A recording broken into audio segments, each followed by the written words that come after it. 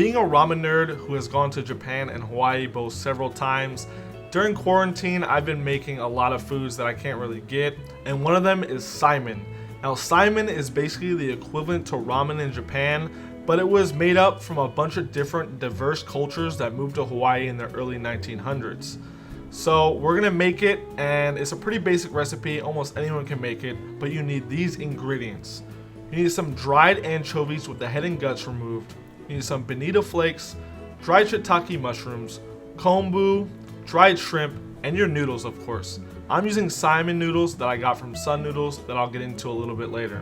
So what you're gonna do is add 8 cups of water, 1 big sheet of Kombu, 1 cup of Bonito flakes, 1 cup of dried shrimp, several dried shiitake mushrooms, and a handful of dried anchovies into a pot and bring it all to a boil. Now this will take about 10 to 15 minutes, and when you get it to a boil, you want to cut the heat and bring it down to a simmer, and you're going to add 1/4 cup of shoyu or soy sauce to the pot, and you're going to simmer that all together after giving it a good mix for about 2 hours. Now I know that sounds like a long time, but trust me, ramen takes so much longer, and this is really good and is very delicious, so it's worth it.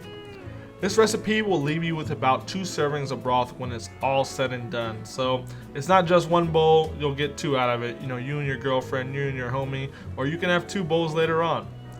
Once the 2 hours are up, drain all the broth into a separate bowl or pan and make sure to get all the flavor out of the ingredients from the strainer by smushing them down. Now you're doing this just to make sure you can get out as much broth as possible, and because these ingredients are full of umami, which will add a lot more depth and flavor to your broth.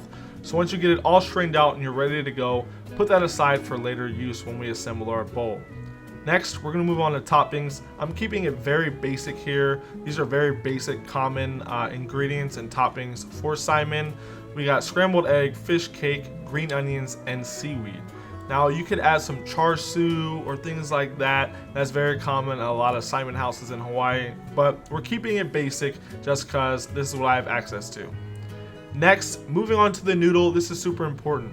So I'm using Saimin noodles from Sun Noodle. Now Sun Noodle is a really big company in Hawaii that makes fresh ramen noodles for a lot of, ramen shops here in America.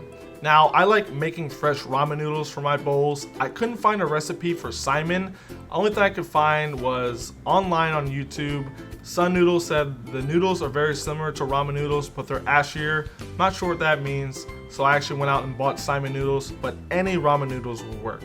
So boil the noodles, and like I said before, make sure you have all your toppings ready to go. I'm gonna use a cheat code. It's a ramen component to add more flavor and depth to this broth. I use an aromatic oil of pork lard and garlic, and I put that in with the broth, add the noodles when they're done, and we're gonna add some toppings, and then you're ready to go.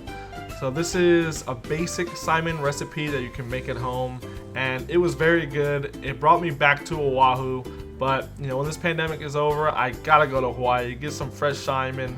This is usually typically served with teriyaki beef sticks or chicken sticks, a burger, things like that. You don't eat this just alone in Hawaii.